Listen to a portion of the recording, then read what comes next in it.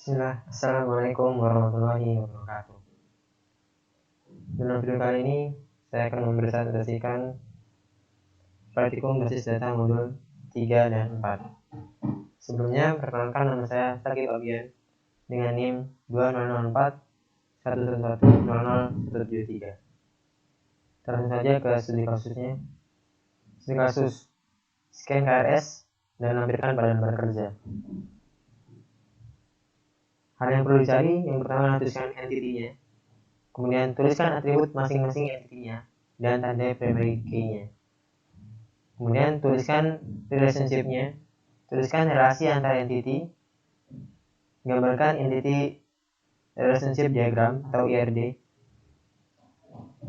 Yang selanjutnya adalah transformasikan IRD ke dalam struktur tabel, tandai primary dan foreign key-nya. Poin selanjutnya adalah tuliskan script SQL-nya, sertakan juga constraint-nya, yang not null, primary key, foreign key, termasuk reference-nya. Gambarkan conceptual data model atau CDM menggunakan Power Designer.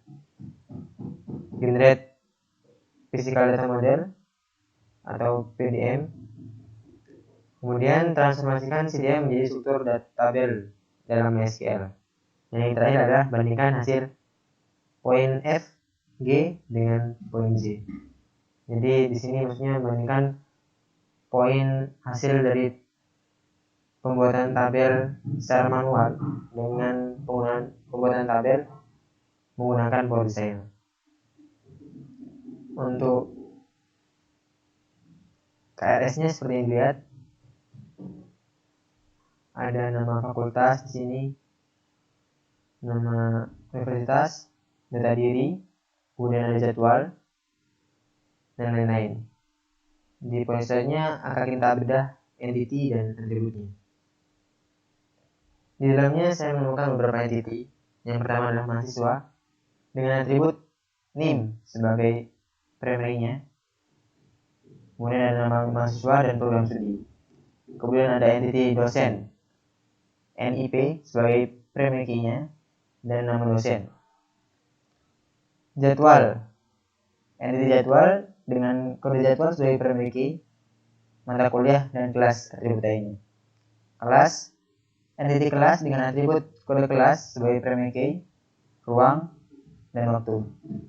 KRS dengan atribut kode KRS sebagai primary key, ada semester, mahasiswa, dosen PA atau dosen pembimbing akademik, ada jadwal, EP terakhir, maksimal SKS, tanggal cetak. Kemudian ada entity mata kuliah dengan atribut kode matkul sebagai primary key, nama matkul, dosen, maksudnya dosen yang mengajar di sini, dan SKS. Kemudian yang ketujuh ada entity ruang dengan atribut kode ruang sebagai primary key dan letak. Atribut universitas, entity universitas dengan atribut kode univ sebagai primary key dan nama univ. Fakultas dengan atribut kode fak sebagai primary key dan atribut nama fak. Jurusan dengan kode jur sebagai primary key dan atribut nama jur. Yang terakhir adalah program studi, kode prodi sebagai primary key-nya dan nama prodi sebagai atribut yang lainnya. Poin selanjutnya adalah relationship atau hubungan antar entity. Yang pertama ada mahasiswa dan KRS. Jadi di sini mahasiswa mengambil KRS, kardinalis relasinya adalah many to one. Karena terdapat beberapa mahasiswa yang memilih KRS yang sama. Dan setiap KRS biasanya diambil oleh beberapa mahasiswa. Kemudian yang kedua ada KRS dan jadwal. Sini KRS membantu jadwal. Kardinalisnya adalah one to one. Jadi spesifik KRS dan jadwal ini, jika KRS-nya dengan kode sekian, maka daftar jadwalnya adalah dengan kode yang sekian juga. Kemudian ada relationship jadwal dan mata kuliah. Jadwal membentuk mata kuliah. Kardinalitasnya adalah one to many. Jadi jadwal terdiri dari beberapa mata kuliah. Selanjutnya ada jadwal dan kelas. Jadwal membentuk kelas. Kardinalitasnya adalah one to many, karena di dalam jadwal ada beberapa mata kuliah dan setiap mata kuliah memiliki kelasnya masing-masing. Maka oleh karena itu kelasnya terdapat banyak kelas di dalam satu jadwal. Kemudian ada dosen dan mata kuliah. Dosen mengajar mata kuliah. Kardinalitas relasinya adalah many to many. Karena dosen bisa jadi mengajar beberapa mata kuliah, dan mata kuliah juga bisa jadi diajar oleh beberapa dosen. Maka itu kardinalitasnya adalah many to many. Hubungan selanjutnya adalah kelas dan ruang. Kelas membentuk ruang. Kardinalitasnya adalah one to one, karena setiap kelas itu memiliki ruang yang spesifik. Jadi jika kelasnya dengan matkul ini, maka ruangnya adalah di sini. Jadi udah spesifik, makanya dia kardinalitasnya adalah one to one. Kemudian ada mahasiswa dan program studi. Mahasiswa mengambil program studi. Kardinalitasnya adalah many to one, karena setiap program studi terdiri dari banyak mahasiswa. Universitas dan fakultas. Relasinya adalah universitas memiliki fakultas. Kardinalitasnya adalah one to many. Setiap universitas memiliki banyak fakultas. Begitupun dengan fakultas dan jurusan, dan relationship jurusan dan program studi. Dia sama-sama memiliki kardinalitas one to many. Karena setiap fakultas memiliki banyak jurusan, dan setiap jurusan memiliki banyak program studi. Poin selanjutnya adalah menentukan ERD atau Entity Relationship Diagram. Kita dapat lihat di sini. Jadi ada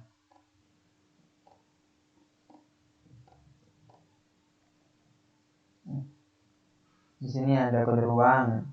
Jadi ada entity KRS yang dia mahasiswa mengambil KRS dengan kardinalitasnya adalah ini, seperti yang dijelaskan sebelumnya. Namun ini dibuat menjadi sebuah diagram, di mana yang setiap atribut yang digarisbawahi itu menjadi primary key.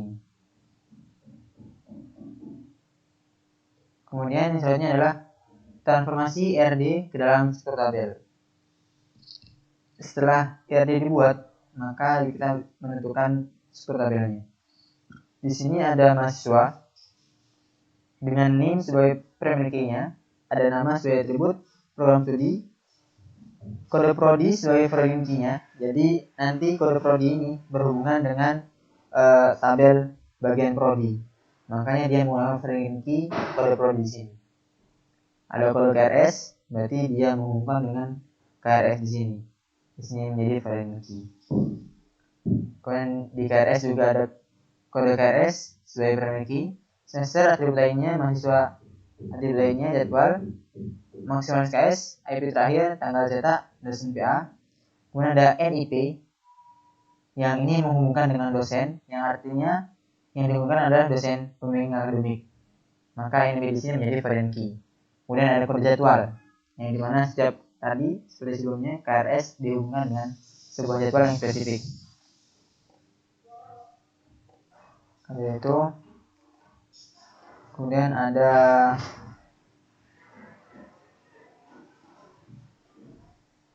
jadwal, kode jadwal, mata kuliah, kode jadwal sebagai primary key, mata kuliah kelas, kemudian ada tambahan kode matkul dan kode kelas di sini.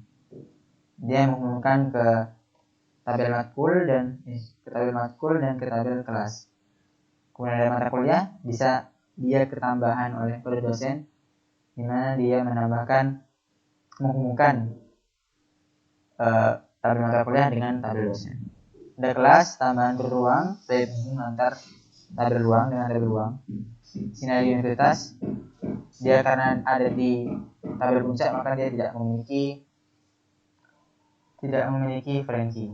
Kemudian ada fakultas, dia ikut kepada kode univ. Kemudian jurusan dia menghubungkan dengan kode fakultas. Program studi dia menghubungkan dengan kode jurusan. Kemudian di sini juga ada dosen dan ruang. Yang selanjutnya adalah script SQL-nya. Di sini script SQL-nya dibuat secara manual. Jadi create table universitas kode univ not null. Jadi di sini not null maksudnya adalah atribut ini tidak boleh diisi dengan data yang kosong.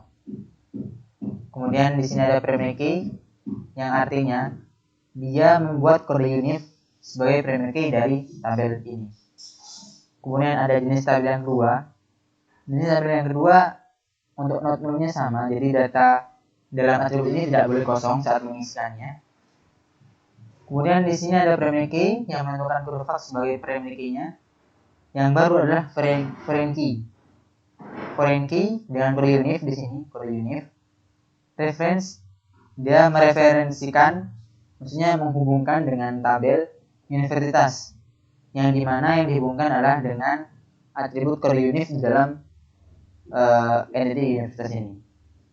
Begitupun seterusnya, ada tabel jurusan, program studi, dosen, mata kuliah, ruang, kelas, jadwal, KRS, dan mahasiswa. Untuk yang tidak not null seperti ini, maka nama dia tidak, data atribut nama ini tidak wajib diisi. Jadi boleh dikosongkan karena sudah terwakilkan oleh name ini tadi. Tapi jika ada poin yang not null, maka data tersebut tidak boleh kosong. Karena untuk yang kode prodi, kasus kode prodi ini, dia digunakan untuk foreign key. Makanya data tersebut tidak boleh kosong agar datanya bisa terhubung dengan data bagian program studi. Ini untuk hasil saat dijalankan di MySQL dijalankan di bagian diagram. Diagram seperti ini, ada relasinya setiap tabel.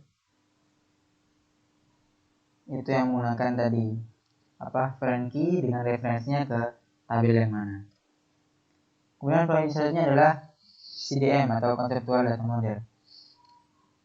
Kita bisa lihat di sini yang CDM seperti yang modul sebelumnya. Jadi dalam mata kuliah ada jadwal, dia membentuk mata kuliah, membentuk banyak mata kuliah. Mata kuliah ini diajar dosen, ini membimbing. Seperti ini strukturnya.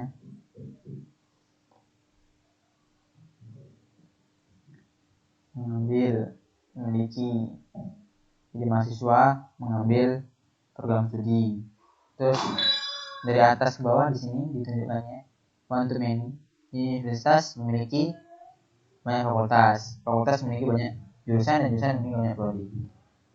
Begitupun seterusnya. Kemudian ada physical data model atau di sini tulisannya PDM seharusnya. Physical data model. Terlampir untuk yang PDM seperti ini. Jadi dia dihubungkan dengan anak panah. Dan untuk kasus yang one to one, dia akan menghubungkan keduanya gini. Jadi dia ada relasi antara KRS dengan jadwal dan jadwal dengan KRS. KRS dia menggunakan kode jadwal, dan di dalam jadwal juga ada kode KRS. And one to one. Mata kuliah dibentuk oleh jadwal, dosen berhubungan dengan mata kuliah, dan seterusnya.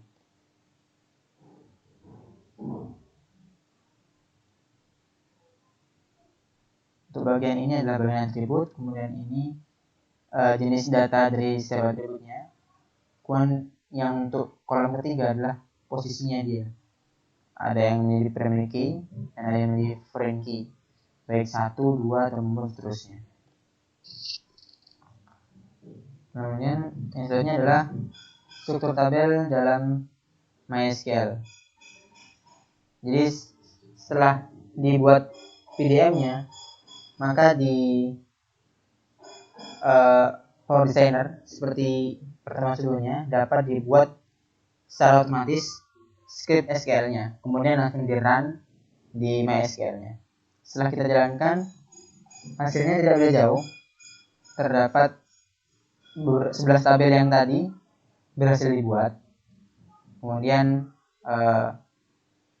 ini diagramnya hampir sama yang dihasilkan oleh yang dibuat secara manual tadi. Perbandingan. Jadi perbandingannya adalah hasil bagian desainer dari kedua hasil adalah perbandingan hasilnya adalah di bagian atribut. Untuk atribut dari entity yang dibuat secara manual, kita bisa menentukan secara langsung bahwa suatu atribut adalah foreign key bagi entity. Jadi kita tidak menambah entity baru. Kayak yang tadi dosen, maka kita langsung isikan dosen itu dengan kode dosen tanpa menambah entity yang baru. Sedangkan untuk atribut yang dibuat dengan power designer, maka dia itu, sedangkan untuk atribut yang dibuat dengan power designer, atribut dalam setiap entity memiliki relasi akan terlihat lebih banyak. Jadi yang bagian yang memiliki relasi, dia akan terlihat lebih banyak karena power designer akan menambahkan atribut baru sebagai foreign key dari entity tersebut. Jadi menurut pengawalan saya, begitulah perbedaan dari struktur tabel yang dibuat secara manual dan struktur tabel yang dibuat secara otomatis menggunakan power designer. Terima kasih karena sudah menonton sampai akhir, dan hanya itu yang bisa saya presentasikan. Assalamualaikum warahmatullahi wabarakatuh.